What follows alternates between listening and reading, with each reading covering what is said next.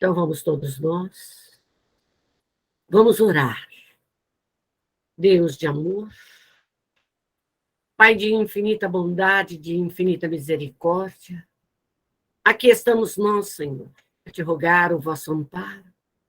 Permita, Senhor, que os espíritos bondosos, que os espíritos sábios, prudentes, benevolentes, que os espíritos instrutores, aqui se façam presentes, Senhor, nos auxiliando na compreensão, nos auxiliando, Senhor, para que possamos crescer, para que possamos nos moralizarmos, nos despirmos, Senhor, dos nossos vícios, das nossas imperfeições.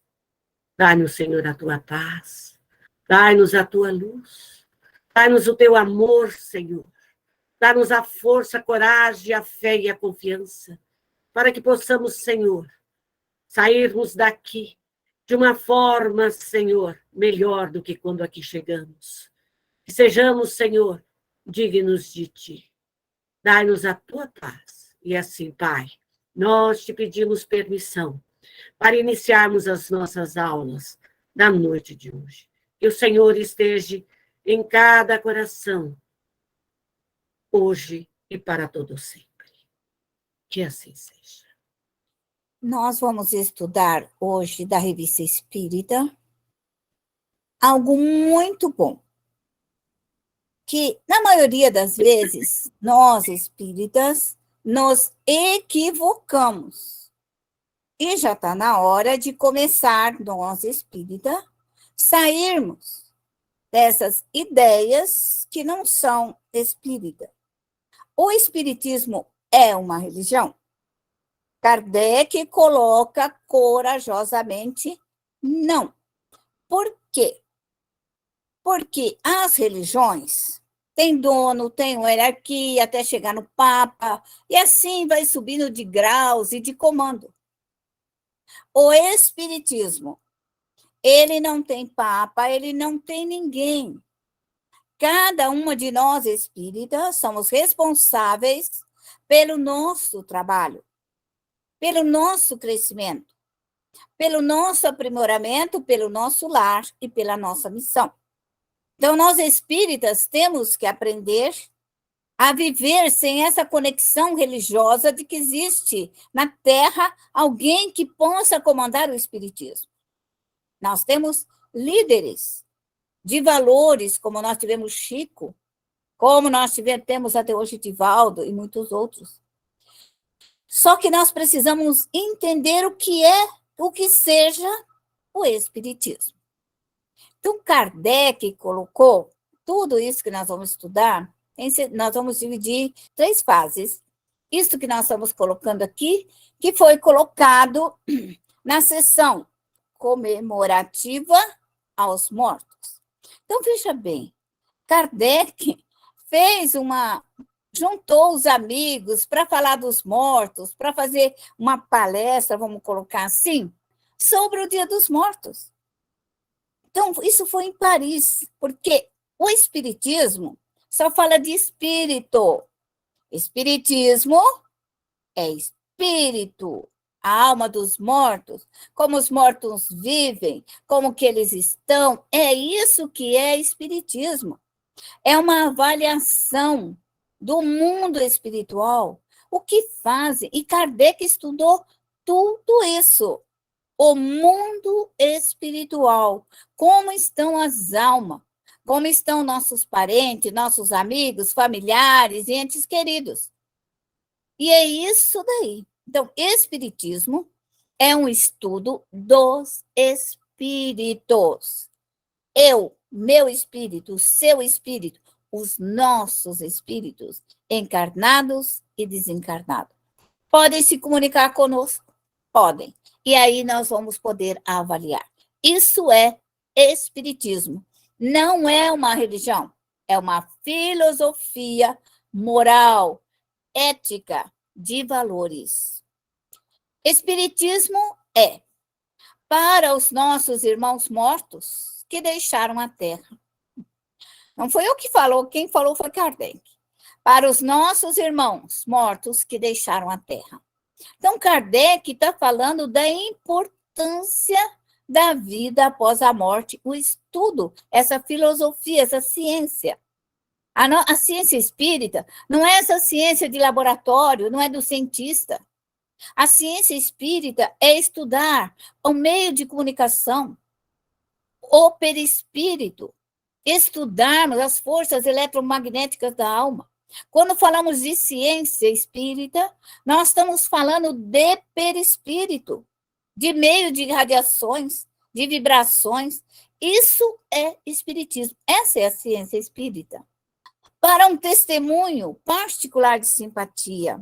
Quer dizer, nós espíritas, nós testemunhamos com simpatia a vida dos mortos, dos nossos parentes, familiares, dessa relação contínua das relações de afeição, daqueles que nos amam, nosso pai, nossa mãe, nossos amigos, nossos companheiros, que vêm ao nosso redor, nossa equipe de trabalho, enfim, toda essa gama de espíritos que vem até nós.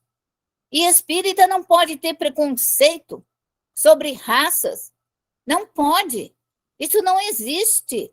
Porque o espírito é negro, ou é branco, ou é asiático, ou é rosa. Isso não existe. Nós devemos entender que a alma humana ela pode se apresentar da forma que ela quiser, ou que ela deseja, para que aqui possa estar conosco. Espiritismo é de fraternidade que existe entre eles e nós. Então, a nossa relação com os nossos amigos, familiares, entes queridos, é de fraternidade, é de união, é de solidariedade. É preciso que nós nos colocamos. E a doutrina espírita, ela é a lei da liberdade.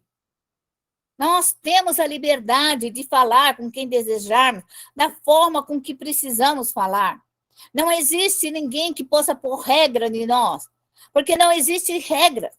A doutrina espírita, quem orienta são os espíritos superiores, não são os humanos na Terra, mas ela vem de uma ordem milenar, orientada pelo grande mestre Jesus, que é o diretor espiritual do mundo dos espíritos, e como trabalhar com ele? Para chamar, olha o que Kardec coloca, para chamar sobre eles a bondade do Todo-Poderoso. Quer dizer, eu vou orar e vou lançar, vou vibrar, vou levar a bondade de Deus para os espíritos sofredores. Isso que nós espíritas somos. Nós somos fraternos, nós somos solidários. Nós partimos para a confraternização do nosso trabalho. Qual a utilidade disso? Está no resultado produzido pela comunhão do pensamento. Então, somos nós espíritas.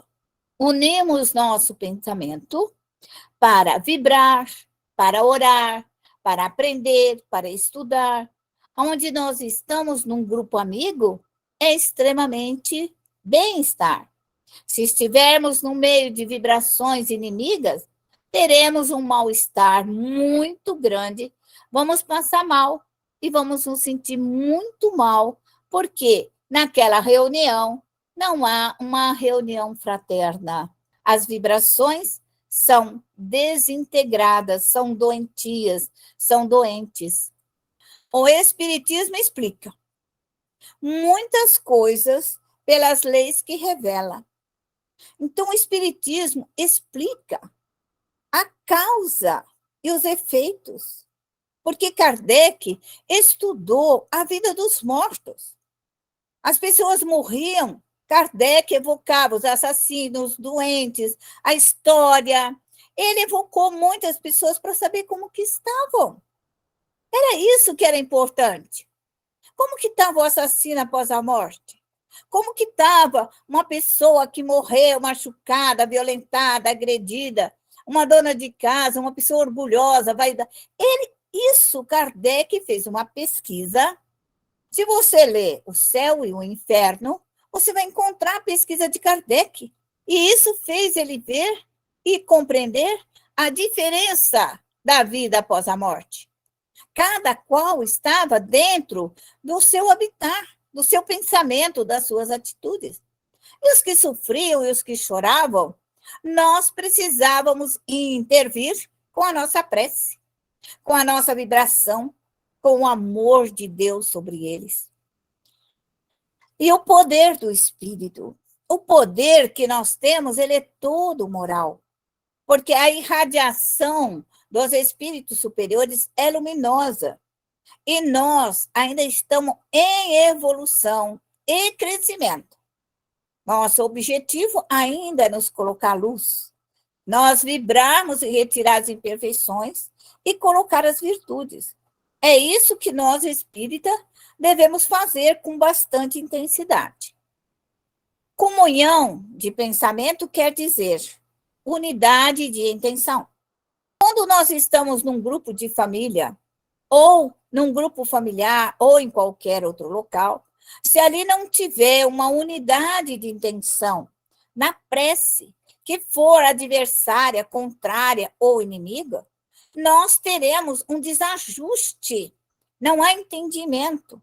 Mas se todos nós pensarmos de maneira concreta, sadia, inteligente, nós vamos encontrar uma saída, uma porta, uma janela, uma luz para modificar aquilo que estiver errado. De vontade, de aspirações. Então, quando nós temos na família, no centro, aspirações para o crescimento, para o aprimoramento, que eu quero crescer, eu quero aprimorar, a minha família também quer espiritualmente, quer materialmente, quer no trabalho, quer na vida. Se nós tivermos essa união de intenções, nós vamos crescer. Se ela for divergente, nós não vamos conseguir. E é por isso que nós, médios, devemos cuidar dos nossos lares, da nossa casa, do nosso compromisso, para colocar as emanações morais, educativas, que venham transformar e modificar o nosso lar. Todo médium pode curar, pode educar, pode modificar, porque ele tem um conhecimento de como trabalhar com as partículas. E é isso que médium veio fazer. Para isso que nós somos médios. E se for uma religião, vai ficar todo mundo de um jeitinho só pode fazer daquele jeito. E isso não pode. Espiritismo, nós temos uma liberdade de crescimento. Ninguém é igual. Todo mundo pode aprender, podemos estudar, como nós estamos aqui. Mas há uma diferença de entendimento, de trabalho e de missões particulares. Então, o pensamento, quando nós pensamos, é uma força moral. Quando nós somos má, nosso pensamento, ele tem uma força destruidora. O mal, o pensamento do mal, ele destrói o bem. O pensamento moral, ético, ele entra e educa. E ele transforma. Então, o nosso trabalho é uma vibração de melhoramento, de educação, de princípios, de bases do cristianismo. Para conhecer e compreender, é preciso conhecer as propriedades do perispírito. Nós já tivemos uma aula e já estudamos. O perispírito, ele absorve. Nós, espírita, precisamos entender. Aonde eu estiver, eu sou capaz de absorver aquele local. Se eu estou numa festa, eu absorvo o fluido ambiental da festa. Se eu estou em qualquer lugar, num cinema, no supermercado, na rua, nos bares, onde eu estiver, o fluido ambiental daquele pensamento, meu perispírito absorve. Eu tenho essa capacidade de registrar. Como também, se alguém emitir para mim uma irradiação, eu também vou registrar. Então, o espiritismo é isso. É o estudo das impressões, de tudo que nós registramos, aquilo que somos. Isso é espiritismo. A ação dos elementos que constitui a nossa essência espiritual. Preciso conhecer toda essa ação dentro de mim, conhecer a minha capacidade de orar, minha capacidade de rogar, minha capacidade de trazer, minha capacidade de modificar. Dentro da doutrina espírita, ele deu uma aula que é a lei de destruição. A lei de destruição dissolve tudo que está velho, tudo que está ruim, tudo que é negativo. Assim será o nosso corpo. Vai ser destruído também. A nossa casa também vai ser destruída. Tudo será destruído porque nós temos necessidade de renovação. E o perispírito também. Então, nosso perispírito destrói as partículas negativas. Eu destruo o meu perispírito, as partículas negativas do orgulho, da vaidade, do egoísmo, da preguiça, e coloco partículas bondosas, luminosas, para que eu possa crescer. Então, quem faz esse comando sou eu mesmo, médium, para mim e para aquilo que está na minha volta. O pensamento é um atributo característico do ser espiritual. Quando nós vamos desenvolvendo a nossa capacidade de inteligência, de avaliações, cada dia mais nos concentramos nossos pensamentos para estudar, para observar, para analisar, nós começamos a crescer. E o nosso pensamento, então, ele cria vida. Ele cria e desenvolve. O médium tem que entender que você desenvolve a paz, a alegria, a esperança, a felicidade. É você, ela não cai do céu. É o seu pensamento que age e trabalha para você e para tudo que está ao seu redor. É o pensamento realizando um certo grau de energia, torna-se uma força motriz. Eu quero, eu desejo, eu realizo. E é isso que nós médios temos que parar e começar a trabalhar. Eu quero ser saudável, eu começo a pedir a Deus, aos espíritos superiores, que eu possa buscar o fluido cósmico universal e trabalhar com ele. Vou trazer toda aquela energia e pedir que ela se transforme em vida, em força e se torne saudável. Quem faz isso sou eu. Então, nós, médios, precisamos entender que a alegria, a felicidade, a esperança, tudo depende de nós. Nós devemos fazer o melhor por nós e pela nossa família. O pensamento age sempre sobre os fluidos ambientais. Antes de você deixar o pensamento dos outros dominar você, você tem que tirar essa vibração que te domina, que te segura, que te impede, que te neutraliza. É você que tem que tirar. Ou você é dominada, ou você é livre. Os fluidos são ondas e raios que se cruzam sem se confundirem.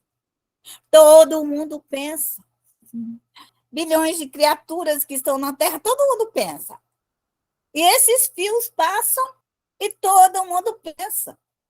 Mas ele é dirigido. Se for dirigido a mim, eu vou registrar. Se é bom, eu agradeço. Se for ruim, eu desmagnetizo, eu solvo, eu retiro esses fluidos para que não me faça mal, para que não me machuque, para que não me cause dano, nem doenças e nem enfermidades. O pensamento, como raios sonoros, harmônicos ou discordantes.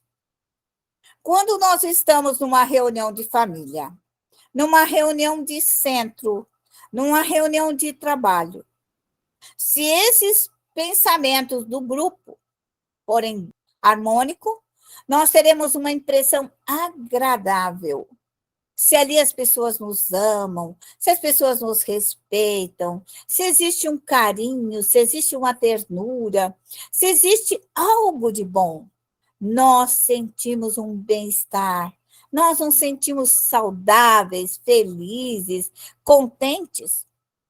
Mas, se essa reunião familiar, se essa reunião com uma única pessoa, ou com mais pessoas, ou no centro, onde quer que nós estejamos, for discordantes, vai ser penosa, vamos perder energia, vamos ficar cansada.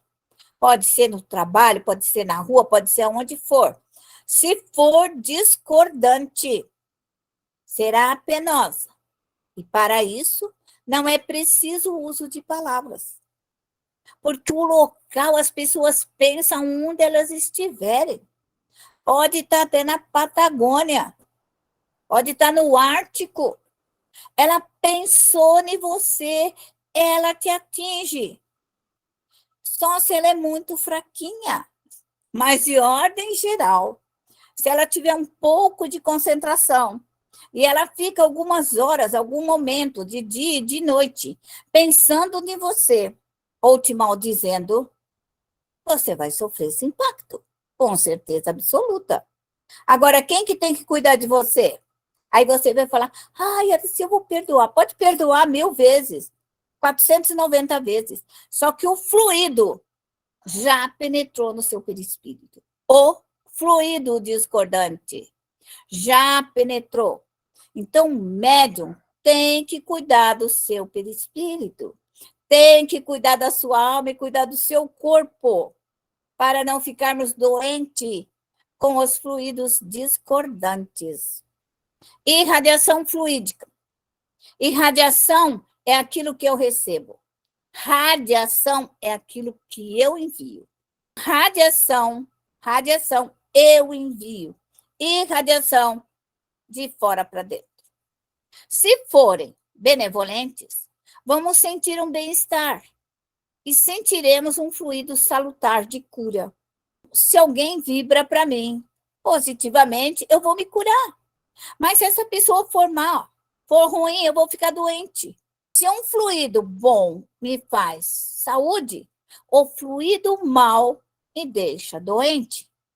Então, o médium tem que saber que a hora que ele recebe uma irradiação adversária, contrária, inimiga, ele vai ficar doente. Então, o médium tem que cuidar dele. Tem que autocurar-se, tem que trabalhar com fluido de cura, tem que desmagnetizar as ondas, pensamentos e desejos.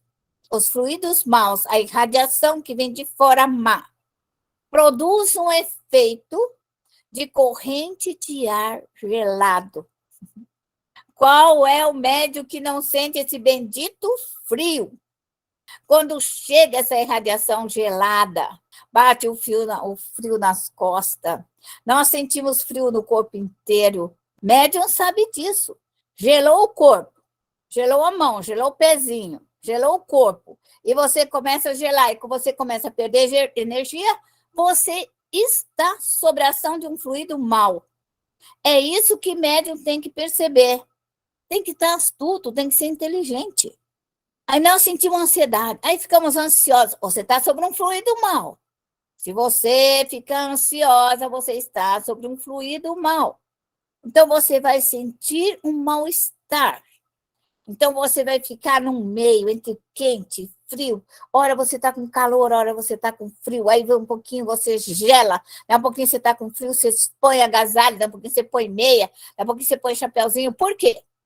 Porque esse movimento, desse pensamento que vem até você, você passa mal. E toda vez que você esfria o seu corpo, as bactérias, os vírus, as infecções tomam conta de você. O corpo gelou, você vai ficar com gripe. E ficar muito tempo gelado, você vai ficar com infecções muito mais tempo. Então, médium, cuida de você. Cuida. Espiritismo é isso que eu estou falando para você. É médium cuidar de si mesmo. nas reuniões homogêneas e simpáticas, nós adquirimos novas forças morais. Então, nós estamos num grupo que está orando, um grupo de pensamentos amorosos. Todo mundo ora e aquela força moral do grupo enxerta no nosso perispírito, enxerta dentro da nossa alma, e nós ficaremos mais fortes. E isso recupera as forças fluídicas. Então, você está cansada, você está dolorida, você está doente, você está enferma, e aquele grupo de vibrações amorosas, você fica saudável. Então, o médium tem que saber o que é uma reunião que deixa ele doente e o que é uma reunião que lhe dá cura. O médium tem que estar atento. A vida não é isso. Você ficou ruim, acorda. Você está sobre um fluido negativo. E se for você que é ruim, você trata de limpar você. Trata de modificar todo o seu perispírito. Reina uma perfeita integração de pensamento.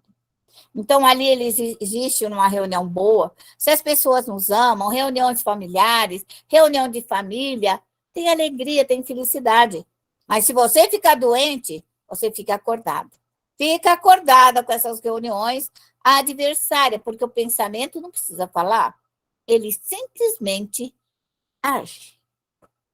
Nas reuniões numerosas, por que Kardec fala que com 30 pessoas num centro espírita já tem que dividir em 2?